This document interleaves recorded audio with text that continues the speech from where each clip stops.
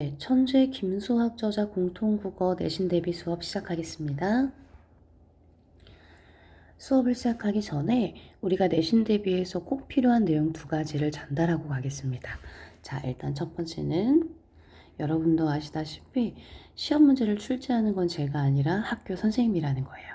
그래서 학교에서 수업 시간에 필요한 내용들을 필기하고 그 다음에 시험 문제에 어떤 게 출제가 되겠구나 라는데 초점을 맞추어서 수업을 잘 듣고 오셔야 합니다. 그게 가장 중요한 내용이 될 거예요. 그래서 시험 문제 출제는 우리 학교 국어 선생님이 출제하신다. 자, 이 내용을 항상 머릿속에 넣고 있어야 합니다. 그 다음에 두 번째는 우리 국어 교과서의 구성이 어떻게 되어 있냐면 단원별로 크게 3개의 영역으로 나뉜다고 생각하시면 돼요. 우리가 항상 시험 문제에서 중심이 되는 본문, 이 본문 이전에 학습 목표에 해당하는 이 한 페이지짜리 학습 목표에 해당하는 영역이 하나 있습니다. 자, 이 부분은 학생들이 혼자서 공부할 때 굉장히 그냥 넘어가기 쉬운 부분, 그러니까 잘 안 읽고 확인 안 하고 넘어가는 부분이 될 거예요. 그 다음에 본문 학습이 끝나고 나면 교과서마다 학습 활동에 해당하는 부분이 있어요. 본문 학습의 내용을 질문과 그 다음에 활동으로 정리하는 영역입니다. 자, 저는 여기서 이 부분과 이 부분이 여러분 생각보다 굉장히 중요하다는 걸 강조하고 싶어요. 일단 학습 목표는요. 학교에서 수업 시간에 선생님들이 진행하지 않는 경우도 있는데요. 어쨌든 학생들에게 학습 목표에 대한 설명을 하시지 않더라도 시험 문제를 출제할 때에 학습 목표는 큰 방향을 결정하는 중요한 역할을 하는 부분입니다. 그래서 본문 학습에서 여러분이 흔히 짐작할 수 있는 부분을 제외한 난도 높은 문항이나 또는 생각하지 못했던 문항들은 전부 학습 목표의 출제 방향과 관련 있다고 생각하시면 됩니다. 그 다음에 본문 학습을 충실히 하시고 학습 활동에 나와 있는 여러 가지 활동과 문제들이 있을 텐데, 자, 이 부분에서도 중요한 문제와 그렇지 않은 문제를 여러분이 스스로 판단하는 것보다는 수업을 참고해서 판단하시는 게 훨씬 더 도움이 됩니다. 자, 그럼 본격적으로 내신 대비 수업을 시작해 볼게요. 지금 제가 이렇게 펼쳐놓은 이 페이지, 이게 제가 처음에 말씀드렸던 학습 목표에 해당하는 부분이라고 생각하시면 됩니다. 자, 이 단원을 통해서 여러분에게 알려주고 싶은 내용, 또 교육 과정에서 교육하고 싶은 내용이 뭐냐 하면 문학을 통한 소통이라는 겁니다. 자, 문학을 통한 소통이라는 건 문학 작품을 둘러싼 세 개의 영역, 요소들이 문학 작품을 통해서 어떻게 여러분에게 다가가는지, 자, 여기에 해당하는 내용입니다. 중학교 과정에서 이런 얘기를 들어본 적이 있어요. 작품이 이렇게 있으면 작품을 쓴 작가, 그 다음에 작품을 읽는 독자, 그 다음에 작품을 둘러싸고 있는 사회. 바로 이 세 개의 영역이 이 작품을 이해하는데 기준이 되는 비평 또는 감상의 관점이라는 얘기를 들은 적이 있을 겁니다.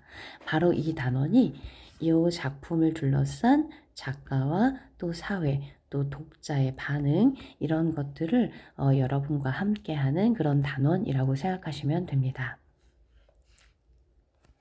자, 이 부분은 본문 학습을 하고 나서 학습 활동에서 나와 있는 내용을 가지고 다시 한번 정리하겠습니다.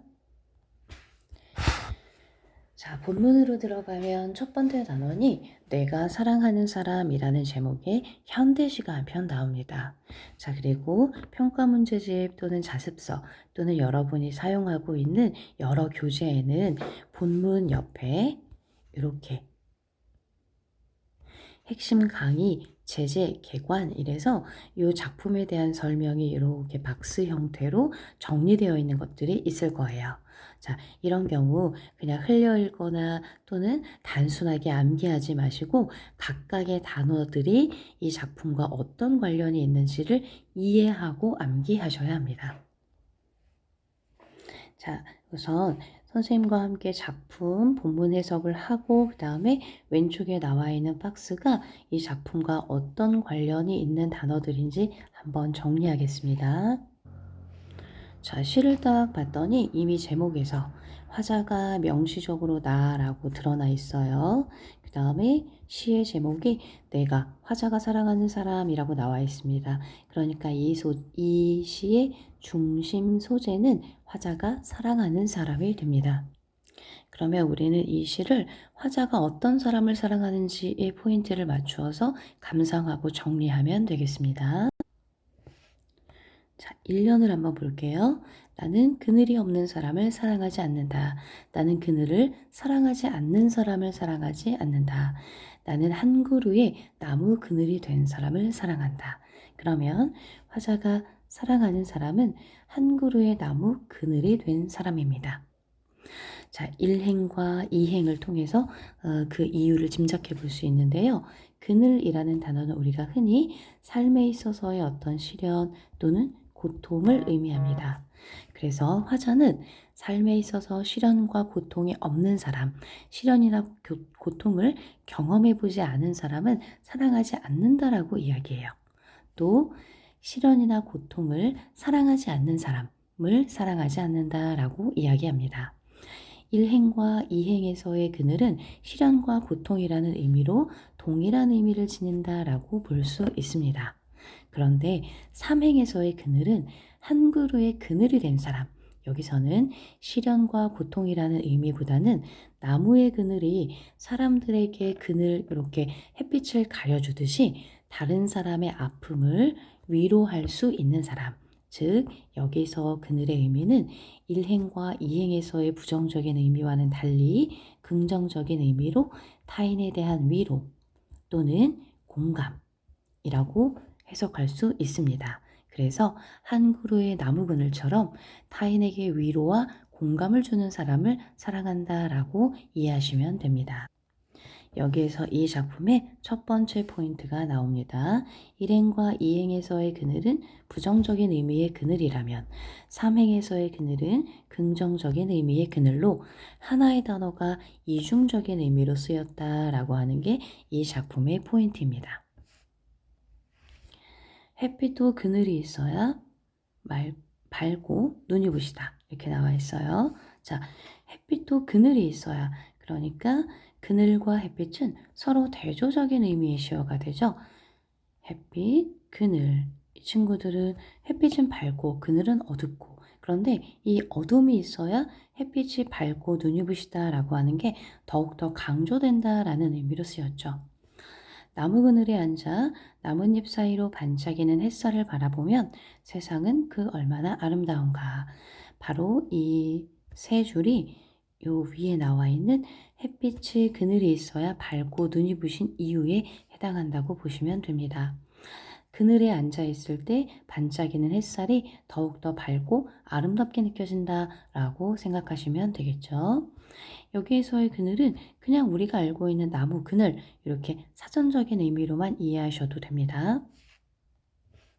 그러면 사행에 나와 있는 햇빛과 그늘은 이렇게 생각하시면 되겠죠. 햇빛, 삶에 있어서의 기쁨, 그늘, 삶에 있어서의 아픔이나 시련. 그래서 인생에 있어서도 아픔이나 시련이 삶에 있어서의 기쁨과 행복을 더욱더 값지게 만들어준다라고 이해하시면 됩니다. 마지막에 세상은 그 얼마나 아름다운가에 대해서 어떤 선생님은 서류적 표현이라고 하실 거예요. 왜냐하면 아름다운가라는 의문형을 통해서 세상이 아름답잖아 하고 독자들에게 공감을 유도하는 표현으로 볼 수 있거든요. 그리고 또 이 부분은 영탄적 표현이라고 보셔도 됩니다. 자, 여기서 화자는 그늘 속에서 햇살을 바라보면 세상이 정말 아름답잖아. 아름다움에 대한 감탄의 정서를 나타내고 있다라고 보셔도 문제가 없습니다. 물론 학교 선생님마다 영탄적 표현과 서류적 표현 중에 어느 하나만 설명하시는 경우도 있을 겁니다. 자, 그런 경우에 선생님께 영탄적 표현은 안 되나요? 라고 묻고 확인하셔도 되고요.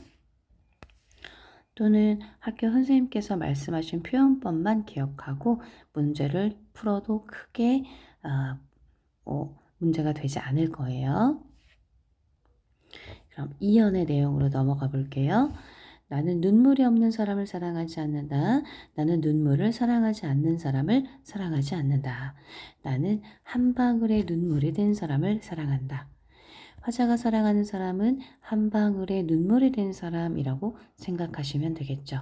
자, 그럼 여기서 눈물의 의미도 일행에서의 눈물, 이거는 슬픔이나 또는 고통, 이행에서의 눈물도 역시 마찬가지로 슬픔이나 고통의 눈물이 될 겁니다. 그런데 3년에서의 눈물은 타인의 아픔에 공감하고 또 타인의 아픔을 이해하는 눈물이라고 이해하시면 됩니다. 1년과 같은 구조로 1행과 2행에서의 눈물은 부정적인 의미라면 3행에서의 눈물은 긍정적인 의미, 타인에 대한 위로 또는 공감의 의미로 이해하시면 됩니다. 4행이 기쁨도 눈물이 없으면 기쁨이 아니다. 자, 1년에 나와 있는 것과 구조가 상당히 비슷하죠. 자, 일단은 기쁨과 눈물이라고 하는 두 개의 시어가 대조됩니다. 그리고 요 대조되는 시어는 눈물이라는 건 삶에 있어서의 아픔이나 시련일 거고 기쁨이라는 건 삶에 있어서의 행복이 될 거예요.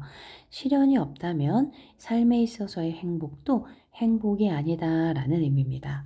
자, 여기서 아니다라고 얘기하고 있어요.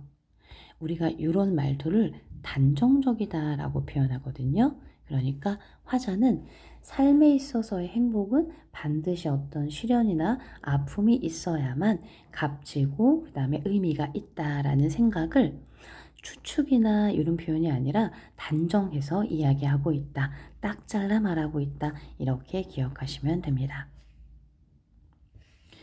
사랑도 눈물 없는 사랑이 어디 있는가? 자, 사랑에도 눈물이 있어야 한다. 자, 여기에서의 사랑과 눈물 역시 기쁨과 눈물의 관계처럼 대조적인 두 개의 시어를 통해서 시련이 있어야만 사랑도 더욱 값지다라는 의미를 포함하고 있다라고 생각하시면 됩니다. 나무 그늘에 앉아 다른 사람의 눈물을 닦아주는 사람의 모습은 그 얼마나 고요한 아름다움인가. 자, 1년과 아주 유사한 구조죠. 그러니까 나무 그늘에 앉아서 다른 사람의 눈물을 닦아주는 사람, 즉 타인의 아픔에 공감하는 사람의 모습은 얼마나 고요한 아름다움인가. 마찬가지로 서류적 표현, 그리고 또 감탄, 영탄적 표현 둘 다 가능하다라고 기억하시면 됩니다. 자, 그런데 이 시를 딱 봤더니 1년과 2년이 굉장히 문장 구조가 유사하죠. 사실 1년에 7행, 2년에 8행으로 되어 있는 시인데요. 여기서 선생님이 좀 필기 내용이 복잡해 보이니까 한번 지울게요. 딱 지우고 문장의 구조를 보면 2년에서 이 문장을 제외하고 사랑도 눈물 없는 사랑이 어디 있는가 라는 서류적 표현이 들어가 있는 이 문장을 제외하고는 1년과 2년이 대칭 구조가 됩니다.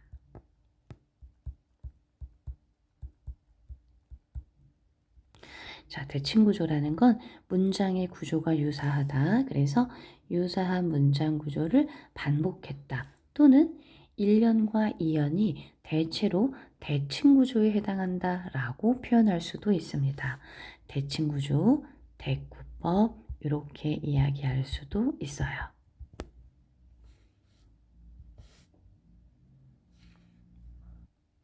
자, 그러면 이제 왼쪽의 박스와 시의 내용을 연결지어서 한번 정리해 봅시다. 자, 자유시, 서정시. 대부분의 현대시는 형식상 자유롭게, 그러니까 작가가 임의대로 형식을 정하고 자기 임의대로 써내려갔다. 자유롭게 써내려갔다라고 생각하시면 됩니다. 서정시라고 하는 건 시인이 화자의 정서, 감정, 정서를 중심으로 전개하고 있다라고 생각하시면 됩니다. 상징적이다라는 단어는 우리가 1년에서의 그늘, 2년에서의 눈물의 함축적인 의미들을 해석했죠. 바로 이 함축적 의미들이 이 단어가 상징적 의미를 가지고 있다라고 이야기할 수 있는 겁니다. 고백적이다. 자, 고백이라는 거는 화자 자신의 내면 세계에 대해서 이야기하고 있다. 이렇게 이해하시면 됩니다. 성찰적이다. 이거는 우리가 흔히 반성과 많이 헷갈려 하는데요. 반성의 의미로만 읽지 마시고 고백적이라는 말과 연결지어서 화자가 자신의 내면에 대해서 자신의 내면 세계를 들여다보고 성찰한다. 이렇게 이해하시면 됩니다. 즉, 화자가 내가 사랑하는 사람이 어떤 사람인지 또 내가 사랑하지 않는 사람이 어떤 사람인지 자신의 내면을 들여다보는 것 이 자체가 성찰적 행위라고 할 수 있습니다. 중심 제재는 그늘과 눈물이 될 거고요. 특징으로 갔을 때 상징적 의미, 유사한 문장 구조, 이중적 의미. 자, 이것들은 본문을 하면서 정리했었던 내용들이죠.